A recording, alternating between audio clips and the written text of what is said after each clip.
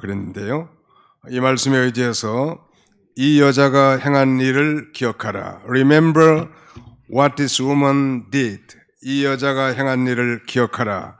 이런 제목으로 하나님 말씀을 선포하고 함께 은혜 받고자 합니다. 여기 기억하라, 기억하리라 이렇게 되어 있는 본문은 옛날 개역 한글판 번역에서는 기념하리라 이렇게 번역하고 있습니다. 내일은 이제 6월 6일 현충일입니다. 현충의 현자는 나타날 현자고 충성 충자인데 충성을 나타내는 일, 즉 나라를 위해서 목숨을 바친 이 장병들과 순국 선열들의 이 충성을 기억하고 기념하는 그렇기 위해서 정한 날이라고 할 수 있겠습니다. 미국에서도 그 현충일이 있는데 사람들은 이 메모리얼 데이라고 이렇게 부릅니다.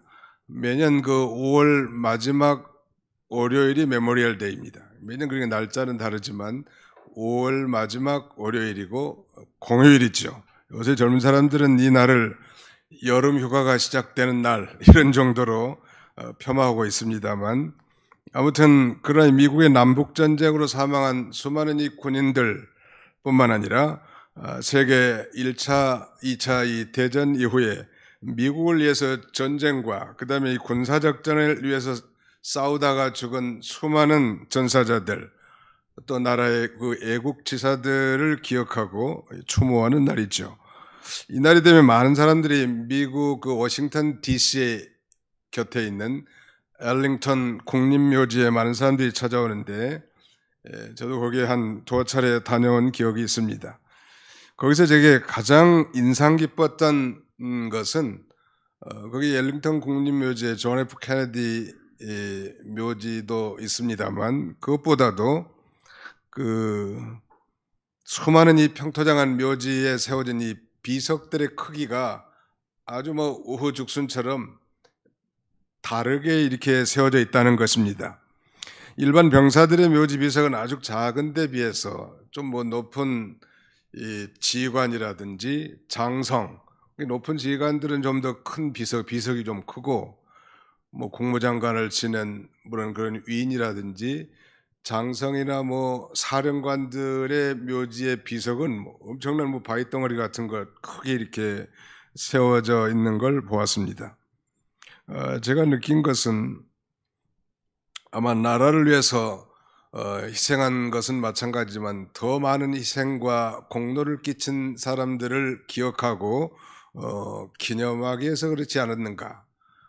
이기적인 그 인간이랄지라도 조국을 위해서 목숨을 바친 그런 장병들과 위정자들을 위해서 이렇게 차등 있게 비석을 저는 거 보고 제가 깨달은 것 중에 하나는 정말 이 땅에서 예수를 자신의 구주로 믿고 주와 복음을 위해서 헌신한 수많은 우리 믿음의 선진들과 또 우리 그리스도인들의 상급의 차등도 다 천국에 가지만 이렇게 차등이 있을 수 있겠다. 해의 영광이 다르고 또 별의 영광이 다르고 달의 영광이 다르고 또 별과 별들의 영광도 차등이 있다고 했는데 그 영광스러운 천국이지만 이런 또 차등이 있는 말하자면 상급이 예비되어 있을 것으로 그렇게 생각이 됩니다. 오늘 본문은 예수님께서 매우 값비싼 순수한 나드 향유 한 옥합을 깨뜨려서 예수님의 머리에 붓고 그 흘러내린 그 향유가 예수님의 발에 닿자 여자의 그 영광이라고 할 수 있는 머리카락으로 그 향유로 발을 씻는 이 여자의 행동에 대해서 예수님께서 이 여자가 내게 좋은 일을 하였다 이렇게 칭찬하십니다. 그러면서 8절에 보니까 그는 힘을 다하여 내 몸에 향유를 부어 내 장례를 미리 준비하였느니라 이렇게 말씀하셨어요. 그러면서 이 여자가 행한 일을 말하고 기억하리라 이렇게 말씀하고 있습니다. 이 여자는 이 요한복음 12장 3절에 의하면 베다니 나사로의 누이 마리아입니다. 본래 이 여자의 향유 사건은 예수님께서 이제 최후의 공생에 입성 전 그러니까 6월절 엿새 전에 일어난 일인데 오늘 이 마가는 시간상의 순서를 무시하고 오늘 본문의 그 기사를 배치하고 있습니다. 예수님의 이 죽음이 임박한 시점에서 주님이 당하는 이 손안과 죽음이 지니는 이 중대한 이 구속사적 그 의미를 밝히기 위해서였을 것입니다. 예수님의 죽음은 온 인류를 이 죄에서 해방시키는 대속적 죽음으로서 자신이 향유를 부어 정말 이 영광스러운 죽음을 기념할 필요가 있다고 생각하는 그런 고귀한 행위였던 것입니다. 자, 그렇다면 본론적으로 오늘 우리 성도가 기억해야 할 이 여자가 행한 일은 도대체 무엇인가? 그리고 도대체 이 베다니 마리아가 힘을 다하여 300데나리온이라는 가치가 있는 그 비싼 향유를 담은 옥합을 깨뜨려 예수님의 머리에 부은 그런 헌신의 동기, 원동력은 무엇이었을까? 무엇이 그녀로 하여금 이 가난한 서민인 이 마리아로 하여금 그의 전 재산과 다름이 없는 이 300데나리온의 가치가 있는 옥합을 깨뜨려 예수님 앞에 볼 수 있게 했을까? 오늘 세 가지 관점에서 하나님 말씀을 선포하고 함께 은혜 받고자 합니다. 오늘 주보 순서지 가운데쯤 보시면 오늘의 말씀 요약을 명기해놨는데 우리 성도들이 기억해야 할 이 여자 베다니 마리아가 행한 일의 동기들이 무엇일까요? 자, 우리 한번 따라서 해볼까요? 위대한 믿음의 동기, 위대한 사랑의 동기, 위대한 소망의 동기. 따라 살아할 때 따라 사지 않는 인간은 아무튼 은혜 받기 힘들어요. 위대한 믿음의 동기, 위대한 사랑의 동기, 그리고 마지막으로 위대한 그 소망의 동기. 다시 말씀드리면 이 베다니 마리아의 이 돌출된 행동의 이 모티브가 뭐냐는 말이에요. 그것은 그 속에 있는 정말 위대한 믿음과 사랑 그리고 소망이 있었기 때문에 당당하게 담대하게 이러한 행위를 할 수 있었다는 것입니다. 구체적으로 살펴보고자 합니다. 자, 3절을 우리 같이 한번 읽어보실까요? 오늘 본문 3절입니다. 마가복음 14장 3절 시작. 예수께서 베다니 나병 환자 시몬의 집에서 식사하실 때에 한 여자가 매우 값진 향유 곧 순전한 나두 한 옥합을 가지고 와서 그 옥합을 깨뜨려 예수의 머리에 부으니. 예수님께서는 이제 엿새 후면 붙잡혀서 고난을 당하시고 십자가 처형을 받게 될 것입니다. 그러나 지금 예수님은 전에 나병 환자였다가 고침을 받은 시몬의 집에 신방 오셔서 식사 대접을 받고 있는 중이었습니다. 불치의 병인 나병에 걸려 소망이 없이 살던 이 시몬이 예수님을 만나 완전한 그 치유의 은혜를 체험하고 너무너무 감격해서 예수님을 자신의 집에 초청해 아마 정성껏 음식을 대접한 것 같습니다. 그야말로 그의 인생이 암담했는데 그의 진로에 예수 그리스도로 말미암아 서광이 비친 것이죠. 대개 이 나병, 문둥병은 모르게 3년, 알게 3년, 그리고 썩어 문드러져 가면서 3년을 지내다가 죽는, 당시에는 무서운 불치의 병에 해당됐던 것입니다. 그러므로 시몬이 신방하신 예수님을 지극정성껏 대접했을 것이 분명하단 말이에요. 그런데 느닷없이 같은 동네에 사는 한 여인이 불쑥 나타나서 자신이 가지고 온 한 옥합을 깨뜨려 예수님의 머리에 이 향유를 붓는 것이었습니다. 바로 이 나사로의 누이 베다니 마리아인데요. 그녀는 소위 예수님께 소위 전폭적인 헌신의 기회를 포착한 것입니다. 이러한 그 이상한 행동은 분명히 믿음의 행위가 아니고는 불가능하단 말이에요. 즉 마리아에게는 아주 큰 믿음이 그 안에 있었던 것입니다. 그녀는 체면이나 위신 그리고 주위 사람들의 시선을 아랑곳하지 않고 그저 예수님께 달려간 것은 그녀의 믿음이 그로 하여금 행동하게 한 것입니다. 하나님의 말씀은 좌우의 날선 검과 같고 활동력이 있다고 했고 예리하다고 했는데 참된 믿음의 근간은 하나님의 말씀이죠. 즉 하나님의 말씀에 기초한 이 마리아의 신앙이 그로 하여금 당당하게 주변 환경에 아랑곳하지 않고 주님 앞에 달려나가 위대한 신앙적 행위를 하게 한 것입니다. 성경은 이렇게 증거합니다. 믿음이 없이는 하나님을 기쁘시게 못하나니 하나님께 나아간 자는 반드시 그가 계신 것과 또한 그가 자기를 찾는 자들에게 상 주시는 심을 믿어야 할지니라. 또 믿음은 들음에서 나며 들음은 그리스도의 말씀으로 말미암았느니라 라고 했는데, 참된 믿음은 하나님의 말씀에 기초한 믿음이란 말. 자, 우리 한번 따라서 해보실까요? 믿음이 없이는 하나님을 기쁘시게 못하나니 하나님께 나아가는 자는 반드시 그가 계신 것과 또한 그가 자기를 찾는 자들에게 상 주시는 이심을 믿어야 할지니라. 상 주시는 이심을 믿어야 할지니라. 믿음이 없이는 하나님을 기쁘시게 하지 못한다. 역설적으로 말한다면 하나님께서는 믿음의 행위를 기뻐하신다. 믿음으로 기도하고, 믿음으로 예배드리고, 믿음으로 봉사하고, 믿음으로 형제를 사랑하고, 믿음으로 전도하고, 믿음으로 교제하고, 믿음으로 행한 걸 하나님이 기뻐하십니다. 반면에 믿음이 없이는 하나님을 기쁘시게 하지 못한다는 것. 어떤 믿음일까요?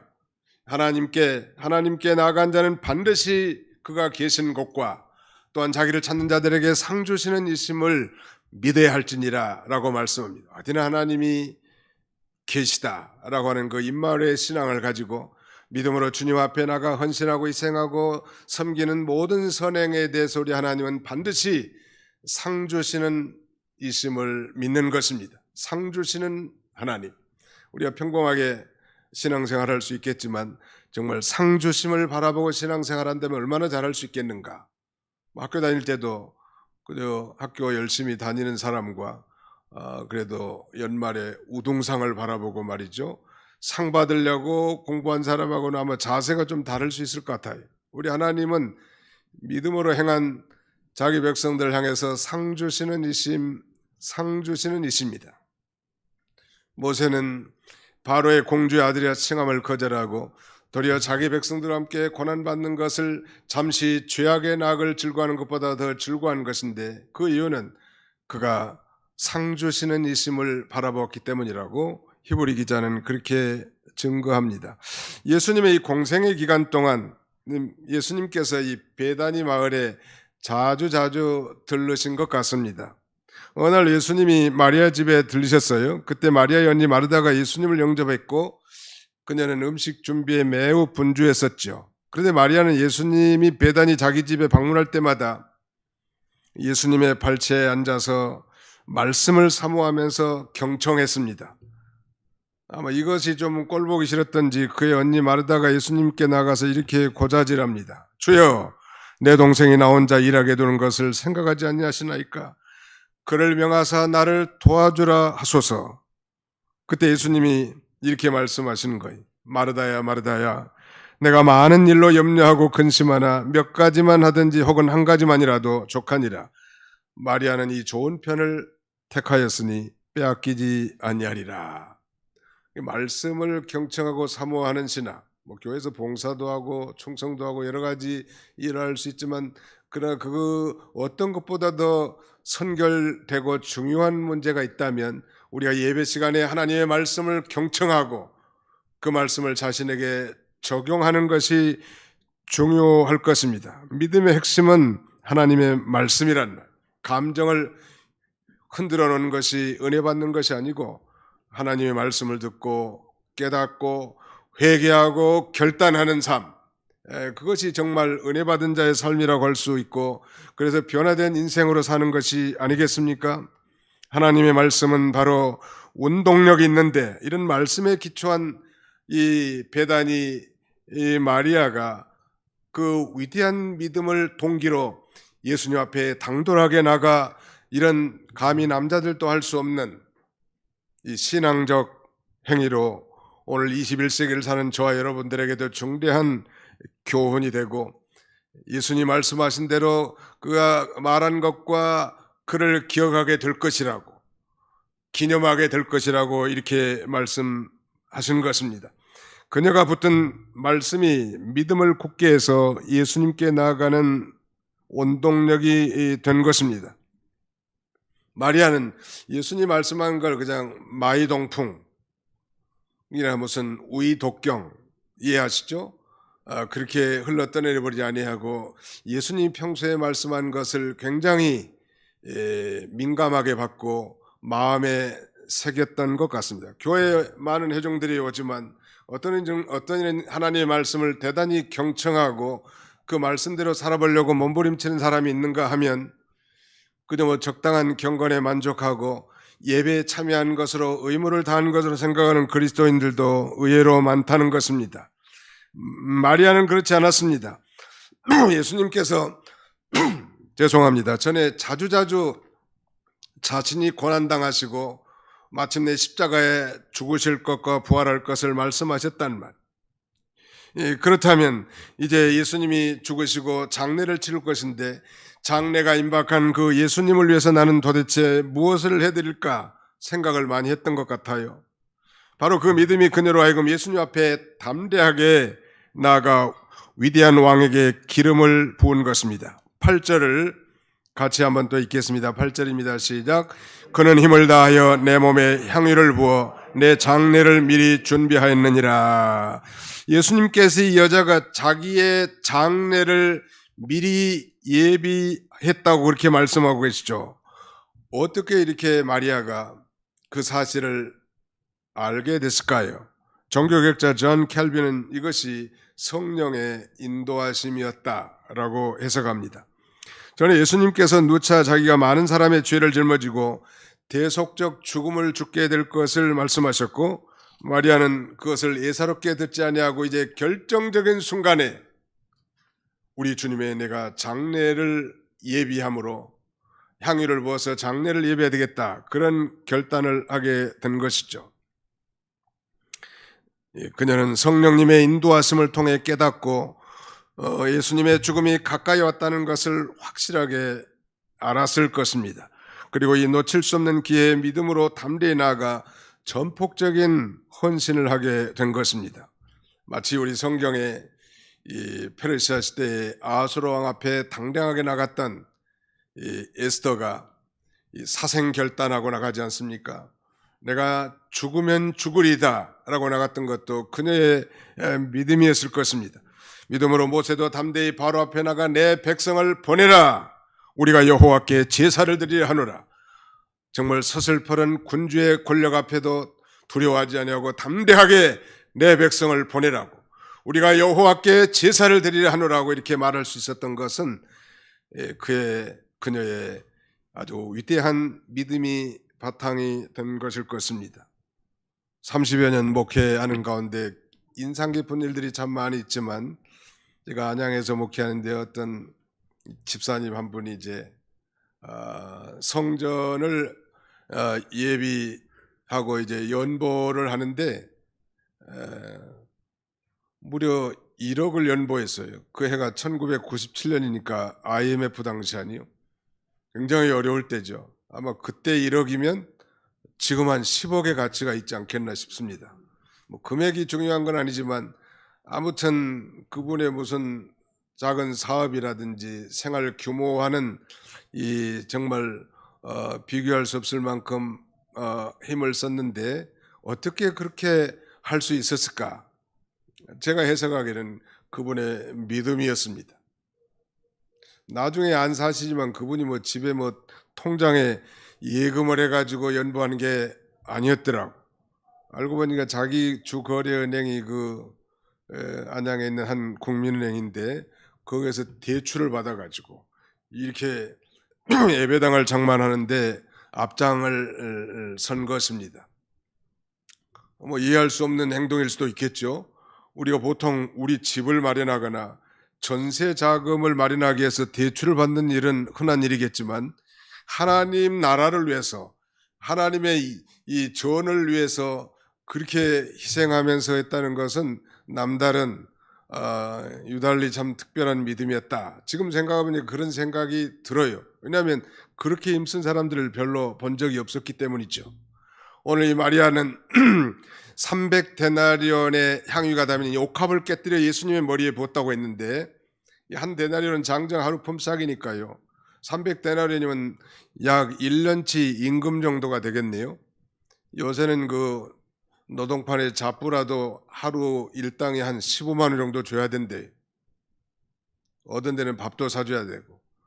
그 15만 원이면 300데나리온이면 약 요새 돈으로 한 4,500만 원 정도 되는데, 보통 이 셀러리맨들의 1년 연봉을 말하자면 다른 사람들이 보기에는 허비한 것처럼 보이는데, 그 옥합을 깨뜨려 예수님의 머리에 부은 행동은 정상적인 머리를 가진 사람들은 도저히 이해가 안 됐을 것 같아요. 아마 지금 시몬의 집에서 식사하는 예수님과 그 무리들 가운데도 이해하지 못하는 이 행동에 이해하지 못하는 무리들이 있었습니다. 거기 한번 보실까요? 14장 4절로 5절을 같이 한번 읽겠습니다. 14장 4절 5절 시작. 어떤 사람들이 화를 내어 서로 말하되 어찌하여 이 향유를 허비하는가? 이 향유를 300데나리온 이상에 팔아 가난한 자들에게 줄 수 있었겠도다 하며 그 여자를 책망하는지라. 어떤 사람들이 화를 내가지고 어째서 이 향유를 허비하느냐고. 이 향유를 300데나리온 이상에 팔아서 가난한 자들에게 줄 수 있었겠도다고 그 여자를 비난하고 책망한 것입니다. 도대체 이런 무모한 행동과 같은 이 베다니 마리아의 이 돌출 행동의 근거는 무엇이었을까요?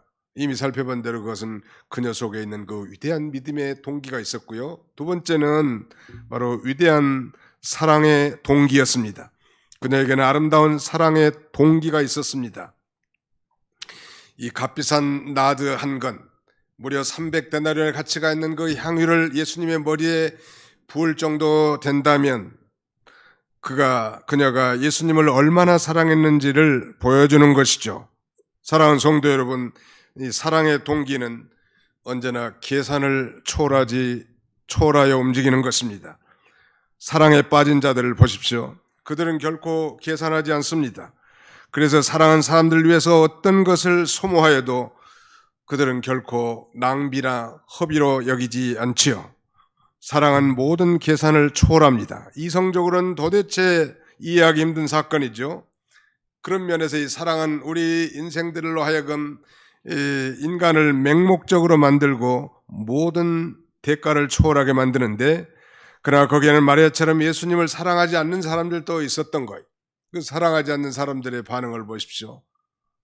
그것을 허비한다고. 정말 그걸 팔아서 300데나리온 이상의 돈을 받아 가난한 사람들을 돕는 것이 훨씬 더 합리적이고 이치에 합당하지 않겠냐고 그렇게 비난하는데, 그 대표적인 인물이 오늘 본문에 나오지 않았지만 요한복음 12장에 보면 가룟 유다입니다. 우리가 잘 아는 대로 가룟 유다는 예수님을 팔아넘긴 배신자였죠. 성경은 그를 도둑이라고 말하고 있습니다. 그는 겉으로는 합리적이고 정의로운 주장을 하지만 예수님께서는 이 가룟 유다의 마음을 다 꿰뚫어 보시고 그의 속에 숨어있는 이기적인 동기를 다 알 수 있습니다. 사람들은 말하면 그 말한 내용에 대해서는 어느 정도 짐작하지만 예수님은 하나님이시기 때문에 그 말한 사람의 마음속에 숨은 동기까지 다 갈파하시는 하나님이시죠. 가룟 유다는 최후의 스승 예수님을 은 30에 팔아 넘겼습니다. 오늘 본문에 보니까 가룟 유다만 그렇게 말한 게 아니고 가룟 유다의 생각에 동조한 예수님의 제자들도 있었는데 그들은 다분히 타산적입니다. 여러분, 우리 자녀들에게 부모가 뭘 줘도 아깝지 않은 것은 우리 자녀들을 우리가 진정으로 사랑하기 때문이죠. 동일하게 우리가 하나님을 사랑하기 때문에 하나님을 사랑하는 그 마음이 우리로 하여금 신앙적 용단을 취할 수 있게 해주는 것입니다. 오늘날 이 불신세계 사람들도 교회를 향하여 손가락질하면서 볼멘 소리를 합니다. 도대체 교회는 연보를 받아서 어디에 쓰는가? 가난한 이웃들에게 도와주지 않고. 그러나 예수님은 마리아의 행위에 대해서 오히려 칭찬하죠. 그러면서 이렇게 말씀하십니다. 7절에 가난한 자들은 항상 너희와 함께 있으니 아무 때라도 원하는 대로 도울 수 있거니와 나는 너희와 항상 함께 있지 아니하리라 이렇게 말씀하시면서 이 베다니 마리아의 행위에 대해서 분노하면서 책망하고 비난한 사람들 향하여 오늘 그녀가 내게 좋은 일을 하였다고 이렇게 가장 귀하게 평가하셨는데, 그것은 바로 마리아 속에 들어있는 주님을 향한 그 사랑의 마음을 우리 주님이 보신 것입니다. 그럼 오늘날 우리가 교회에서 봉사하거나 충성하는 모든 이 선한 행위의 근거도 이 나를 구속해 주신, 나 같은 죄인을 구원해 주시고 영원한 생명을 주신 하나님의 사랑에 근거해야 할 것입니다. 그 하나님의 놀라운 사랑을 받은 자라면 누가 뭘 하지 않는다 할지라도 형제를 사랑하게 되고 주와 복음을 위해서 헌신하게 되고 충성할 수밖에 없다는 말. 그러나 그 사랑을 깨닫지 못한 자는 여전히 이성적이고 타산적이고 자기중심적으로 살아갈 수밖에 없는 것입니다. 자, 마지막으로 위대한 소망의 동기, 바로 이 위대한 소망이 오늘 이 베다니 마리아 속에 있었던 것입니다. 오늘 현충일을 하루 앞두고 어떤 말씀을 선포할까 고민하고 기도하는 가운데 정말 이 세상에서 조국과 나라를 위해서 목숨을 바친 장병들과 이 순국 선녀들을 해서 저들을 정말 기념하고 기억하는 날, 우리가 이 신앙 성경에 언급된 수많은 신앙의 말하자면 헌신적인 행동을 한 신앙의 인물들을 생각하게 됐고, 궁극적으로는 정말 우리를 위해서 자신의 목숨을 바치고 희생한 예수 그리스도의 죽음을 기념하고 기억하는 그런 한 주간이 됐으면 좋겠다, 그런 감동을 받게 됐습니다. 마리아의 이런 신앙적 행동과 돌출된 행동의 근본적인 세 번째 동기는 Great Motivation of Hope, 소망에 대한 동기였습니다. 요한복음 12장에도 동일한 이 마리아, 베다니 마리아의 향유 도유 사건이 나오는데, 그 12장 바로 앞에 요한복음 11장엔 예수님께서 이 베다니 마리아의 오라버니 죽은 나사로를 살린 사건을 기록하고 있지요. 죽은 지 나흘이나 되는 오라버니를 말씀으로 살리신 기적의 현장에 마리아가 있었습니다. 썩어서 시체 썩는 냄새로 펄펄 나는 정말 천으로 칭칭 감은 시체가 예수님의 명령에 순종해서 무덤 문을 열고 나오는 것을 볼 때, 과연 이분은 진실한 하나님이시구나, 과연 이분은 생명이고 부활이고 생명의 주권자시구나, 그는 그때 그 현장에서 그걸 깨닫고 그의 심령에 위대한 소망으로 가득 차게 된 것입니다. 전에는 예수 그리스도의 능력을 제한적으로나마 좀 고백할 수 있었지만, 이제 자기 죽은 오라버니를 살리신 그 예수님을 보는 그 현장에서 이런 놀라운 부활에 대한 소망, 영생에 대한 소망이 그의 가슴 속에 싹이 터올랐던 것입니다. 특별히 예수님이 하신 말씀을 기억했을 것 같아요. 요한복음 11장 25절로 26절에는 이렇게 말씀합니다. 예수께서 이르시되 나는 부활이요 생명이니 나를 믿는 자는 죽어도 살겠고 무릇 살아서 나를 믿는 자는 영원히 죽지 아니하리니 이것을 내가 믿느냐. 거기에 대해서 베드로처럼 나사로의 누이 베다니 마리아는 이렇게 말합니다. 이르되 주여 그러하오이다. 주는 그리스도시요 세상에 오시는 하나님의 아들이신 줄 내가 믿나이다. 이렇게 대답했습니다. 그렇지만 당시만 해도 두 자매들은, 즉 마리아와 마르다는 온전한 확신과 소망이 없이 그렇게 대답했던 것이죠. 그러나 이제 예수님이 자기 오라버니를 살리는 이 무덤 앞에서 죽어 나흘이나 되어 부패한 냄새가 나는 시체를 향하여 그의 이름을 부르시고 나사로야 나오너라 하는 주님의 명령에 순종한 시체 덩어리가 서서 주 앞에 나오는 걸 볼 때, 이분은 진실로 하나님이시고 이분은 정말 부활이시고 생명의 주권자시라는 사실을 확실하게 깨닫고 토마처럼 나의 주시며 나의 왕이시니다 이렇게 고백했을 것입니다.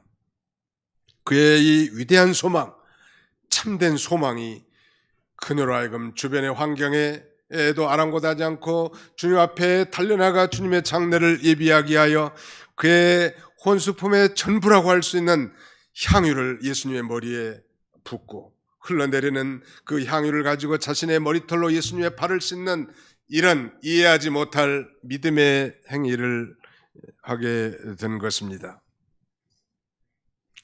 저는 미국에 약 한 햇수로 한 5년 정도 이민 목회를 한 경험이 있습니다. 그래서 이제 타주에서 우리 워싱턴 DC에 오면 마지막 이제 말하자면 노회 총회가 끝난 다음에는 마지막 날 하루나 반나절쯤은 워싱턴 DC 투어가 이렇게 깔려 있는데 그러면 이제 모시고 가서 그분들을 안내합니다. 저는 이제 방문하는 것이 DC에 가면 백악관 앞에 이 토마스 제퍼슨 기념관이 있고요. 그다음에 왼쪽에는 캐피털 빌딩이라고 하는 미국 국회의사당이 있고 그 맞은편에는 링컨 메모리얼 센터라고 하는 링컨 기념관이 있습니다. 링컨 이 기념관은 안에 들어가면 아주 그 대리석으로 웅장하게 링컨의 이 좌상을 새겨서 설치해 놨는데 사람들이 얼마나 많이 그 링컨의 발을 만지작거렸던지 이 링컨의 발이 반질반질하게 아주 빛납니다. 특별히 저 흑인들이 말이죠.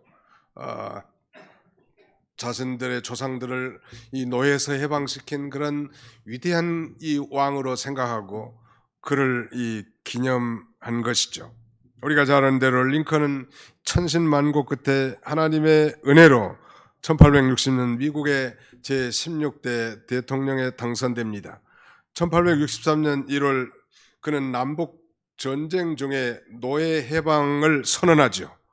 그리고 1864년에 재선에 성공했지만 남군, 즉 라버트 리가 주도하는 이 남군이 완전히 항복한 지 5일 만인 1865년 4월 14일에 암살자의 총에 맞아 이 사망을 하게 되지요. 이 남쪽은 말하면 노예를 말하면 지지하는 사람들이, 남쪽 사람들은 소위 목화를 심어가지고 농산일들이 많기 때문에 노예가 필요하단 말. 그래서 노예 해방을 반대했고 북군, 아브라함 링컨이 주도하는 이 북군은 그 반대 입장에 서 있기 때문에 결국 이 시민전쟁은 북군의 승리로 끝나게 됐지만 링컨은 총에 맞아 이렇게 암살당하고 맙니다. 링컨은 노예를 해방시킨 대통령이었기 때문에 오늘날까지 흑인들에게는 이 각별한 기억할 만한 인물이고 존경받을 만한 그런 인물이었죠. 그들뿐만 아니라 이 세계 많은 사람들이 민주주의의 상징과도 같은 이 에브라함 링컨을 존경하고 오늘날까지 기념하고 있는 것이 사실입니다. 사랑하는 성도 여러분, 그러나 우리가 진정으로 기억하고 우리가 진정으로 기념해야 할 분은 에브라함 링컨이 아니고 예수님이십니다. 예수님께서는 잡히시기 전날 밤 소위 6월절 만찬 가운데 소위 The Last Supper라고 하는 최후의 만찬 가운데 소위 성찬 예식을 창설하십니다. 그래서 이 떡을 가져 감사기도를 하시고 떼어 제자들에게 주시면서 이것은 너희를 위하는 나의 몸이라고 이렇게 말씀하시고 19회 또한 잔도 그와 같이 해서 이 잔은 많은 사람을 위해서 흘리는 바 나의 피 곧 언약의 피라고 말씀하시면서 이를 행하여 나를 기념하라 이렇게 말씀하시는 거예요. 그러면서 주님이 다시 오실 재림 때까지 자신의 이 대속적 죽음을 전파하고 기억하고 기념하라는 거예요. 우리는 매주일 성찬의식은 거행하지 않는다 할지라도 바로 예수 그리스도께서 나를 위해서 살이 찢기시고 피를 흘리셨다는 이 예수 그리스도의 대속적 죽음을 기억하고 기념하는 것이 우리 성도들의 마땅한 자세일 것입니다. 그리고 그 구속의 은혜에 감격하여 우리가 하나님 앞에 예배드리고 또 가정생활하고 자신의 영육간의 직무에 충실하는 삶을 살아야 할 것입니다. 이 여자가 행한 일을 기억하십시오. 오늘 이 자신의 순전한 나드 향이 옥합을 깨뜨려 예수님의 장례를 예비한 마리아처럼 우리 모두도 예수님께 우리의 믿음과 나를 구원해 주신 우리를 향하신 하나님 아버지의 그 놀라운 사랑에 감격하고, 그리고 예수님이 부활한 것처럼 예수를 믿는 우리도 장차 영광 중에 부활하여 저 영원한 천국에 들어갈 천국에 대한 소망이 있는데, 이런 믿음과 사랑 그리고 이 확실한 소망이 우리로 하여금 오늘 우리의 신앙생활에, 우리의 사회생활에, 우리 이웃에게 사랑을 실천한 우리의 삶에 적용되어 당당하게 믿음으로 나가는 그런 저희들이 돼야 되지 않겠습니까? 바로 이 여인의 행한 일을 기억하고, 아니 더 나아가서 예수 그리스도의 그 위대한 구속사역을 날마다 기억하고 마음속으로 기념하면서 주님과 복음을 위해서 희생과 충성을 아끼지 않는 그런 저와 여러분들이 다 되시기를 주님의 이름으로 축원하는 바입니다. 기도하겠습니다. 기도합시다. 살아계신 우리 아버지 하나님께서 오늘도 주의 귀한 백성들 한자리에 모으시고 이 여자가 행한 일을 기념하고 기억하라고 말씀하면서 오늘 이 정말 호국 보훈의 달, 헌신과 희생의 달을 맞이하여 진정으로 기억해야 할 분이 예수 그리스도이신 걸 다시 한번 우리에게 상기시킨 것을 참으로 감사하고 감사를 드립니다. 배단이 마리아 속에 있는 정말 말씀에 기초한 믿음과 자기를 향하신 하나님 아버지의 놀라운 사랑과 저 오라비 나사를 살리신 이 부활과 천국에 대한 이 소망을 가진 이 배단이 마리아가 그녀의 돌출된 행동, 믿음의 행동을 통하여 위대한 예수 그리스도의 장례를 예비한 것처럼 오늘 우리는 누가 억지로 시켜서가 아니라, 마지못해서가 아니라, 형식적 의식적인 준행이 아니라 정말 나를 구원해 주신 그 예수 그리스도의 놀라운 구속의 사랑을 기억하고, 아니 그의 살과 피를 먹고 마실 때마다 예수 그리스도의 대속적 죽음을 기억하고 기념하면서 우리의 남은 생애도 정말로 우리 하나님 앞에 영광 돌리는 우리 모두의 삶이 다 되도록 하나님께서 축복해 주옵소서. 형통하거나 곤고한 어떤 환경 가운데서도 날마다 예수 그리스도의 대속적 죽음을 기억하며 나를 위해서 정말 생명을 아끼지 아니하시고 많은 사람의 대속물이 되어주신 예수 그리스도를 날마다 기념하며 기리며 찬송하며 영광을 돌리는 우리 모두의 삶이 다 되도록 우리 하나님께서 축복해 주옵소서. 예수님의 이름으로 기도하옵나이다. 아멘.